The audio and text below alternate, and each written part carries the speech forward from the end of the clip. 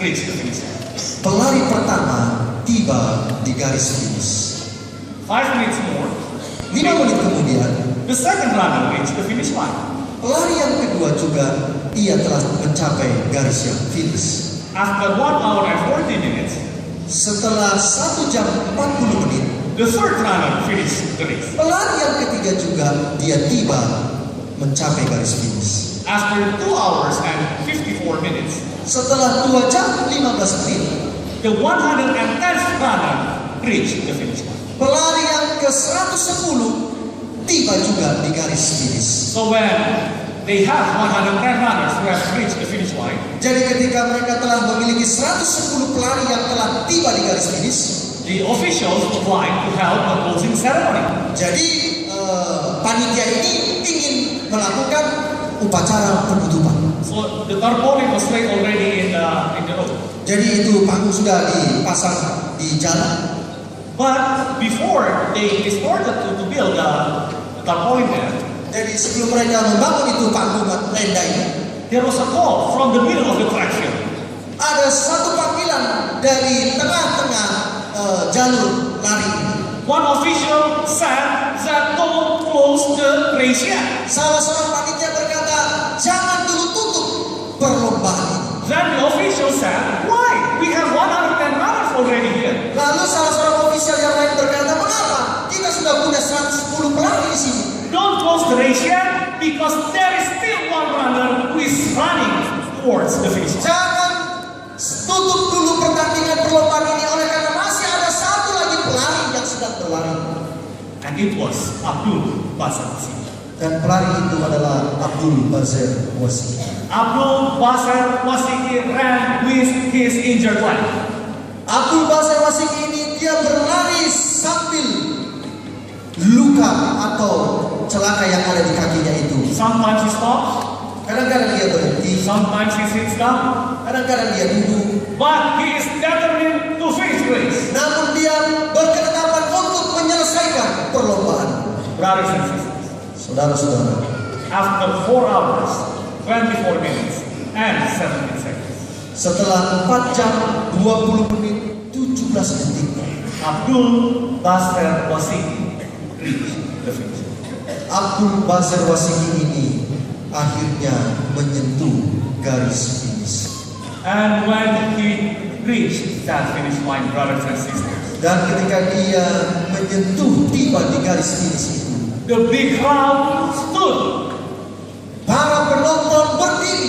They gave a standing ovation. Mereka memberikan salam penghormatan. They have a very big and loud applause. Mereka memberikan tepuk tangan yang sangat luar biasa. That even the champion, the first runner, did not have that.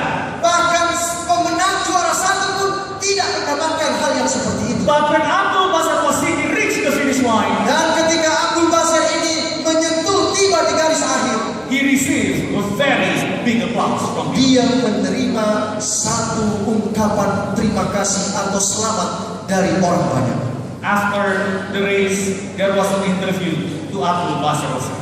Setelah perlombaan itu ada satu interview kepada Abdul Basir, And he was asked, dan dia ditanya, why did you keep on running? mengapa engkau terus berlari? When you knew already there were 110 runners already reached the finish line. Padahal kau tahu bahwa sudah ada 110 pelari yang sudah menyelesaikan perlombaan. And you will not have received anything. Dan kau tidak akan menerima apa-apa. Abdul Basir Wasiki answers in a broken English. Abdul Basir Wasiki ini menjawab pertanyaan itu dalam bahasa Inggris yang terbata-bata. He said, Dia berkata, it is not important to be the first, tidaklah penting untuk menjadi yang pertama, to be the second, untuk jadi yang kedua, to be the 20th. untuk menjadi yang ke-20. What is important to me Apa yang penting bagiku is to come here and finish the race. adalah untuk datang ke sini dan menyelesaikan perlombaan. Brothers and sisters, perfection is not looking back. Saudara-saudaraku, kesempurnaan itu tidaklah melihat ke belakang. If Abdul Basir Wasiki keeps on looking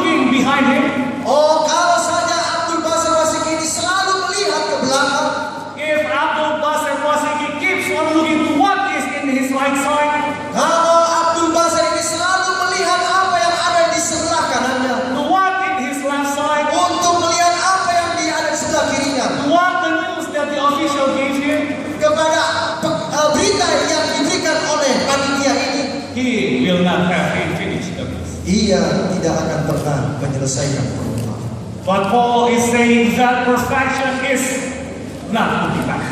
Dan Paulus katakan bahwa kesempurnaan itu tidaklah melihat ke belakang. There's a quotation from a writer Ada satu kutipan that one of the most dangerous obstacles bahwa penghalang yang paling berbahaya to spiritual growth bagi pertumbuhan rohani and Christian assurance dan jaminan kekristenan ini is to be always adalah untuk selalu raising up the past failures mengorek-orek, mengungkit-ungkit kegagalan di masa lampau on the defect of others. atas kegagalan orang lain.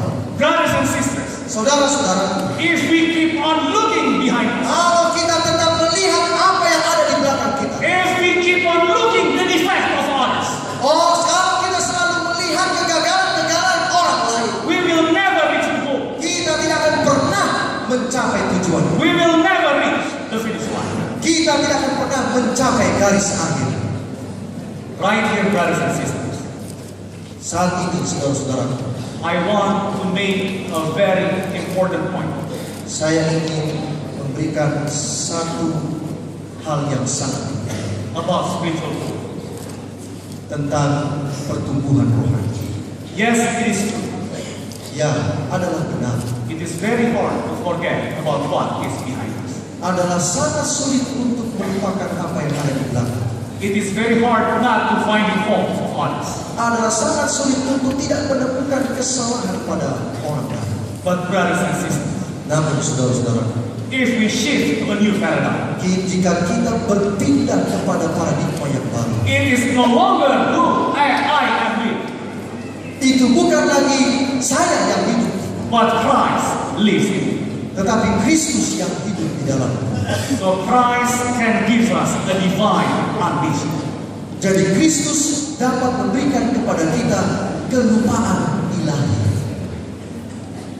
As a conclusion or Kesimpulan pada malam hari ini,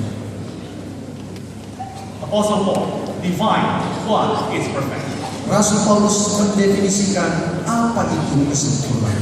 According to Apostle Paul, Menurut Rasul Paulus, when believers are ketika umat percaya itu growing in grace through knowing Christ and the power of His resurrection, bertumbuh di dalam kasih karunia melalui pengenalan Kristus dan kuasa kebangkitannya. when believers are conforming His death, Ketika orang-orang percaya itu mengakui kematiannya. when believers are pressing forward, Ketika orang-orang percaya itu mereka mengejar maju ke depan. when believers are forgetting the past failures, Ketika orang-orang percaya itu melupakan apa yang ada di belakang mereka. when believers are reaching up to the eternal life, Ketika orang-orang percaya itu mereka menjangkau ke atas then kehidupan, they can be declared perfect. maka mereka boleh menyatakan mereka adalah sempurna. Because in verse 15, Oleh karena di ayat yang ke-15, Apostle Paul said, Rasul Paulus katakan, therefore let those of you who are perfect karena itu marilah kita yang sempurna embrace this point of view. berpikir demikian. If you think otherwise, Dan jikalau lain pikiran, God will reveal to you the error of your ways. hal itu akan dinyatakan Allah juga kepadamu. Perfection is not blameless. Kesempurnaan itu bukan berarti tanpa celah. But perfection is Namun kesempurnaan itu when we surrender our life to Christ. ketika kita menyerahkan diri kita kepada Kristus. That is not I who live, Bukanlah aku yang hidup, but Christ lives in me. tetapi Kristus yang hidup di dalamku. So the righteousness of Christ Jadi kebenaran Kristus is closer to us. dipakaikan kepada kita. So that when God the Father sees us, Dan bila mana Allah melihat kita, He will see Christ's perfection closer in us. Dia akan melihat kebenaran Kristus dikenakan kepada kita. Brothers and sisters, Saudara-saudara, tonight, malam hari pada malam hari ini, di akhir daripada renungan pada malam hari ini, saya ingin menceritakan kira-kira 17 tahun yang lalu, sambil para penyanyi kita boleh maju ke depan. Ada seorang anak muda di dalam acara Minggu Sembahyang seperti ini. Ketika Pendeta Dr. Erna Talani mengadakan Minggu Sembahyang, dia datang malam panggilan. Saya masih ingat itu tanggal 23 Oktober 1990. Anak muda ini merasa saya tidak ada teman untuk maju ke depan. Saya malu untuk maju ke depan. Namun ketika panggilan itu disampaikan, hati dari anak tersebut berdebar-debar. Ketika pendeta Kalai katakan, datanglah, datanglah, anak itu mulai menangis. Tetapi hanya menangis. Hari Kamis malam ini selesai. Masuk ke Jumat malam, kembali ada panggilan. Dan anak itu kembali berdebar hati. Namun pada saat itu dia putuskan, walaupun saya tidak ada teman, walaupun saya berjalan di sendiri di chapel yang panjang ini, tapi saya akan maju untuk menerima Kristus. Dan puji Tuhan saudara-saudara, 17 tahun yang lalu anak itu menerima Yesus sebagai juru selamat pribadi. Dan malam hari ini dia sedang menyampaikan, aku masuk dalam nama, adalah sebuah lagu yang begitu. Mari kita dengarkan lagu ini yang akan disampaikan saat ini.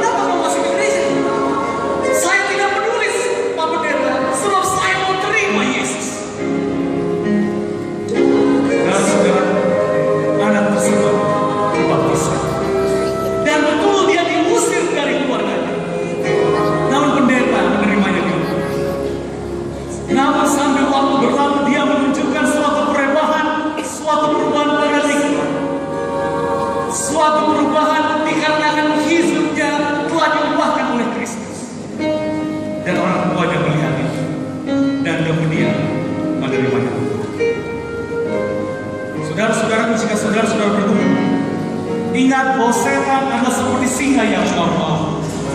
Kuasa manusia tidak akan sanggup untuk mengalahkan setan. Tetapi jika kita bersandar kepada Tuhan, kita minta kuasa Tuhan, maka kita akan bisa seperti Rasul Paulus yang meninggalkan semuanya demi keselamatan, demi Yesus Kristus. Dan bila mana Yesus memanggil engkau pada malam, dan bila mana itu merupakan kerinduanmu untuk menjadi pengikut Yesus, jangan rasa datang.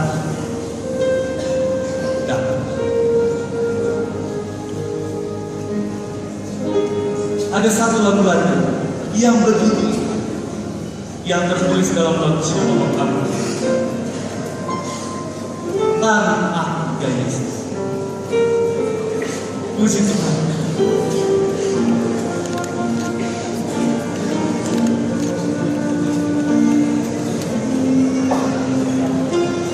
Puji Tuhan.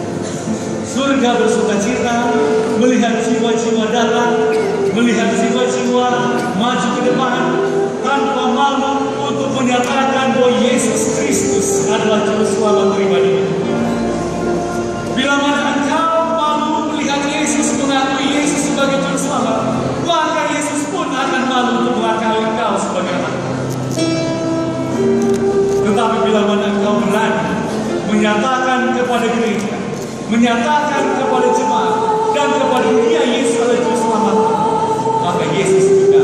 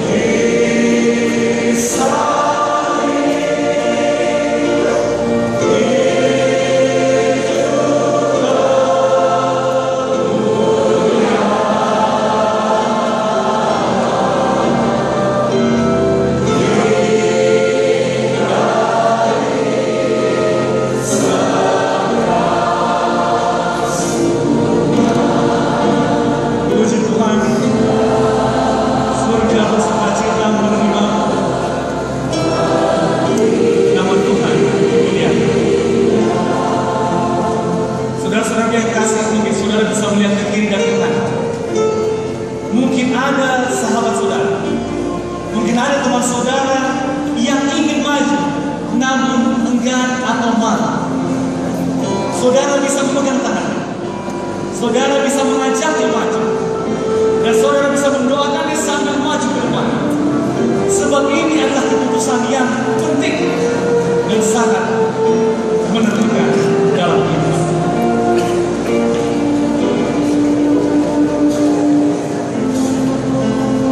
Bila mana masih ada jiwa-jiwa yang ingin maju ke depan, datang.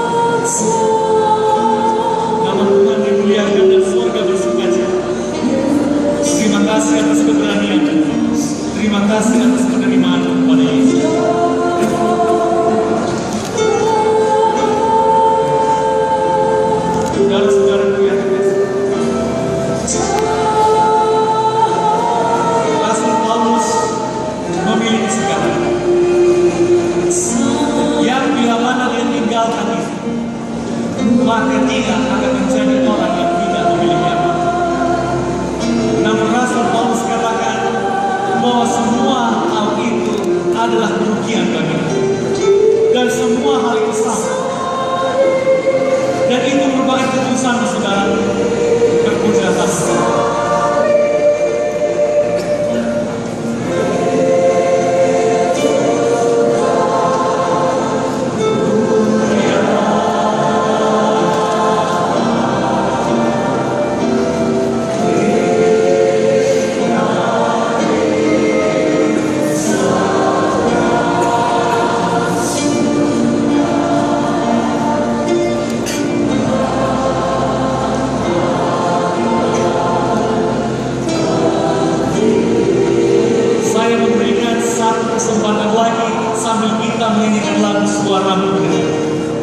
Ini adalah suatu lagu yang begitu indah, di mana menggambarkan bahwa ketika kita mendengar suara Tuhan, maka kehidupan kita akan berserah kepadanya.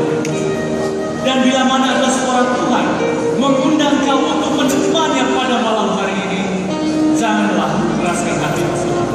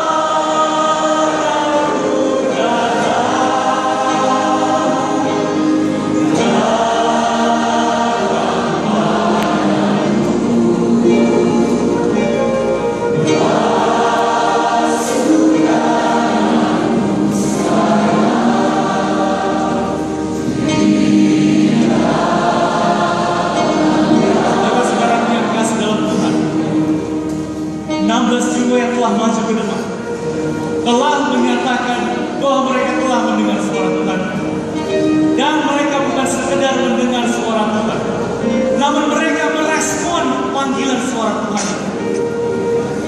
Saudara-saudara yang kekasih, saya katakan bahwa kami mendoakan saudara-saudara sekalian, dan bila mana saudara sedang berkumpul pada malam hari ini, berdoalah kepada Tuhan. Ambillah keputusan yang tepat. Ambillah keputusan yang menentukan, bukan hanya untuk kehidupanmu di dunia ini, tetapi juga untuk kehidupanmu di dunia yang akan datang. Bila mana itu merupakan kerinduan saudara-saudara, datang.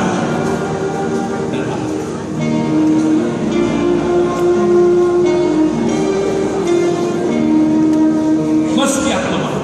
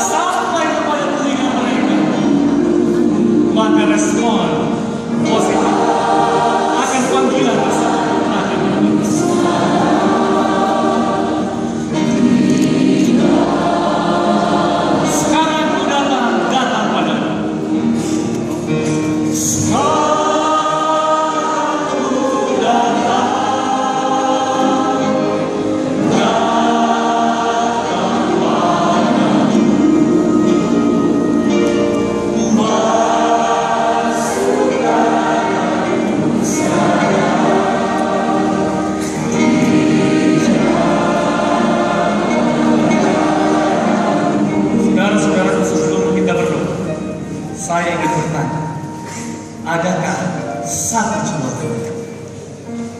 Adakah satu jiwa lagi di antara kita yang ingin maju, yang ingin menyatakan, aku mau mengikuti Yesus? Bagi saudara-saudara yang tiada di atas kita, adakah satu jiwa lagi beribadah.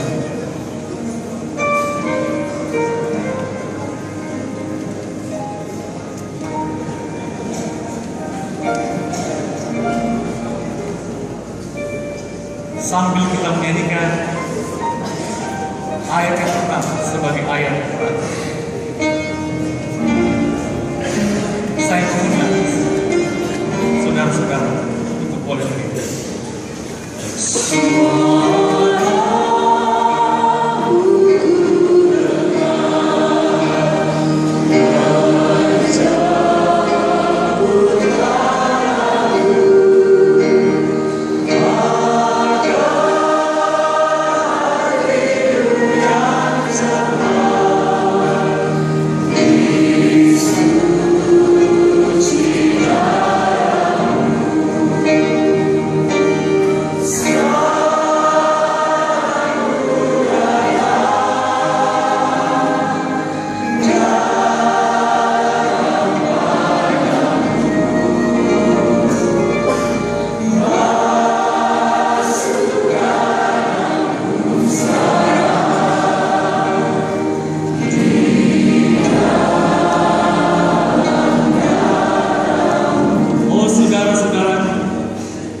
Adalah suatu sukacita yang begitu besar ketika Yesus nanti datang